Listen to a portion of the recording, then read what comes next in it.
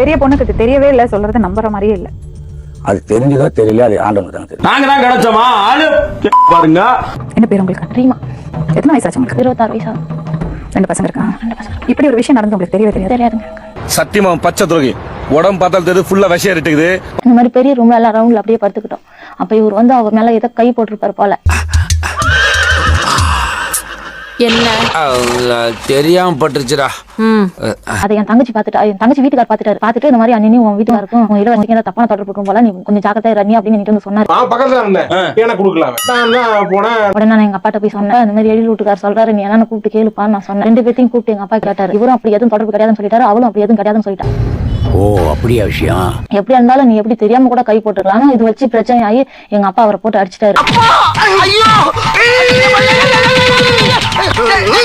அடிச்சதெல்லாம் என் மேல வீணா சந்தேகப்படுறீங்களா, உன் மக கூட எனக்கு வேணாம், இவளையும் சேர்த்து கூட்டிட்டு போவாங்கன்னு என்னையும் சண்டை பிடிச்சி அனுப்பி விட்டாங்க. நான் செவனேந்தானா போய்க்கிருந்தேன். யாரு வம்பு தும்புக்காச்சும் போனா கௌரவம்னு என் கௌரவத்தையே ஆரம்பிச்சிட்டீங்களா?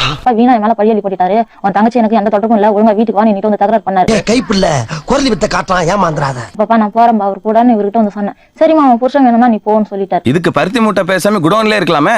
இருக்கலாம், இவங்களுக்கு குடுக்குற என்ன வேலை வாங்குறதுன்னே தெரியலையே. ஆனா அந்த பிரச்சனை நான் அடுத்த மாசமே இவளுக்கு கருத்தங்கி இருக்குது. ஏன் திமுங்களா? எப்படி? அதான் முதல்ல நானும் யோசிக்கிறேன், ஆனா எதுவும் வரமாட்டேன். கருத்தாங்க அந்த மாசத்துல அவ வேலைக்கு போயிட்டு திரும்ப கேரளா போயிட்டா. கேரளா போயிட்டு 9 மாசம் கழிச்சு தான் வீட்டுக்கே வரா. அவ வீட்டுக்கு வரும்போது அவ 9 மாசம் கரு வயித்துல இருக்கு. சிம்ரன்ஸ், என்னடா இது? என்னம்மா இது?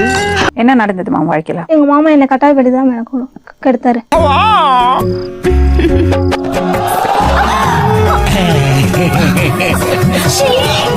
உங்க அக்கா சொன்னா உங்க அக்கா செத்துரும் அப்படின்னு சொல்றாரு. இது என்ன இவ பேசுறதா நியாயமா? நீங்களே கேளுங்க மேடம். நீ சொல்றதெல்லாம் வாஸ்தவம் தான்டா.